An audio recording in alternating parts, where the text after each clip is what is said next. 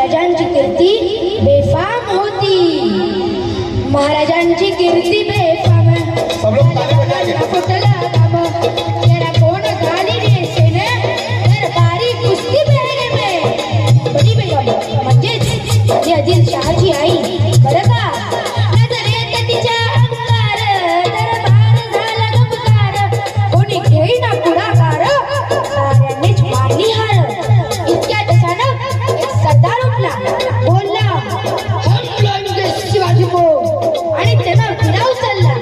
नाव त्याचं अफजल खान.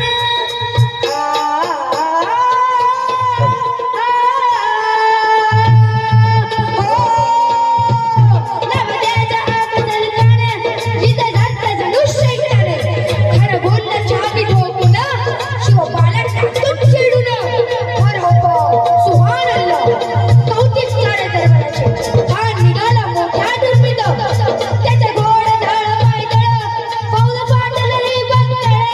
अंगिरा हत्तीचा बरं पहानाळा काबे करदर. वाटेत फिटत्या छिडीत हिची ठाण्याची सेना निघाली. गावलुकली देवळं रस्त केली. आया बहिणीची आबरू लुटली. कोण रोखणार हे वादळ. आता शिवाचं काय खरं नाही. तिकडे निजाम तिकडे मोगल पलीकडे इंग्रज. सबकी ताली बजनी चाहिए फिल्म में. Did you see the size of Rasul's army? Yeah, so, but the land of mountains there. राजाची सेना उडभर. ठाण्याला कसा झोपणार. काय लढवावा हुंडर. चिंतेत पंत सरदार. बनायची जाऊ काय म्हणाले. शिवबा आपला पुत्र नाही तर अवघ्या मराठी जणांचा स्वाभिमान आहे. या मातेनं आपला पुत्र गमावला तरी बेहत्तर. परंतु भ्याडपणी बळी जाऊ या मराठी मुलाचा स्वाभिमान गमावता कामा नये.